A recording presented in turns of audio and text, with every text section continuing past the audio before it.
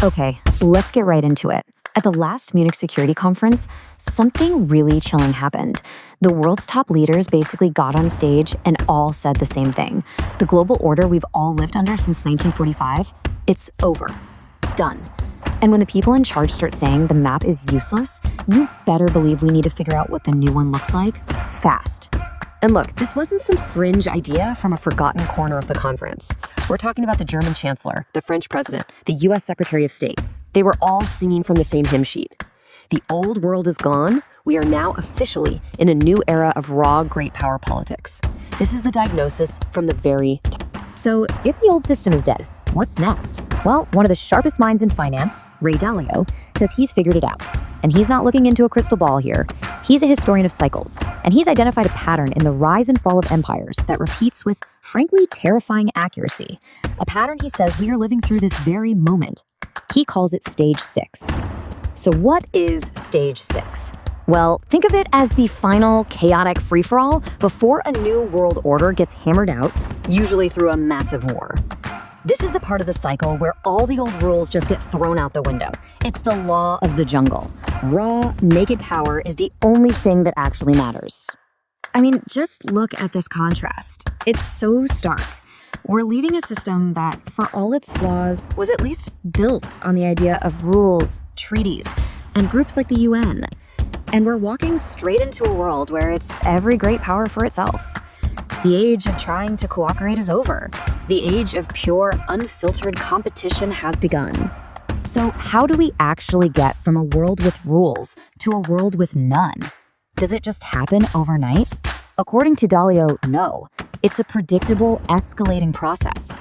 He calls it a countdown through 5 different kinds of wars that take us from competition to outright conflict. And here they are. It all starts with trade and economic wars, like the tariff battles between the US and China. Then it escalates to a technology war, a fight for who controls things like AI and microchips. From there, it moves to a geopolitical war, fighting for influence and territory, which is exactly what we're seeing in places like Ukraine.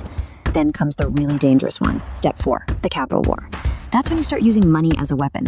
And historically, that is the last step before the final one, a full-blown military or shooting war. And this quote just nails it. A shooting war isn't the start of the problem. It's the end of a very long, very predictable story.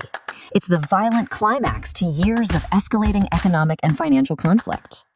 So here's the absolute gut punch, the critical alert. According to Dalio's entire framework, we are not at the beginning of this countdown. We're not in the early stages. We've blown past the trade wars, the tech wars, and the geopolitical wars. We are right now, today, deep inside step 4, the capital war. That's the last stop on the line before the shooting starts. And the weapons in this war aren't missiles, they're financial instruments. Things like freezing another country's money, like we saw with Russia's central bank reserves, kicking them out of global financial markets, hitting them with sanctions to break their economy. These are all acts of war, designed to bring a rival to its knees without having to fire a shot. And if you think this is all just theory, you're wrong. We have seen this movie before. This is the exact playbook that led to World War II in the Pacific. It started with trade wars in the 30s. Then, in 1941, the US unleashed the Capital War. It froze all Japanese assets. Then came the killer blow, an oil embargo that cut off 80% of Japan's oil. For Japan, that left 2 choices, surrender or go to war. They chose war. The Capital War led directly to Pearl Harbor. But what's pouring gasoline on this fire right now? Why is this cycle so incredibly dangerous at this particular moment? Well, it's not just the conflicts. There's a deep financial flaw accelerating the whole crisis. Dalio calls it the guns versus butter trap. And it's basically a math problem that every great empire faces right before it collapses. It's a pretty simple trade-off, really. Guns is all your military spending, your ability to project power around the world. And butter is all your domestic spending, social programs, healthcare, keeping your own people happy and your country stable. Here's the dilemma. At the end of its life cycle, a great power is almost always drowning in debt. It can't afford both guns and butter anymore, so it does the only thing it can. It prints money to pay for both.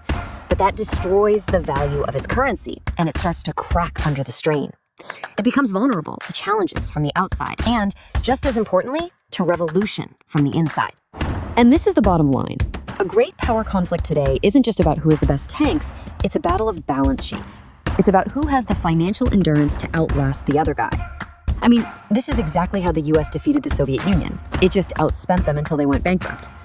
The terrifying question today is, do the current powers have the financial strength left to win, or are their own debts going to cause them to collapse first? So, all of this, The breakdown of order, the sequence of wars, the massive financial strain, it all leads to one simple, unavoidable, and pretty brutal reality for the world we're now in.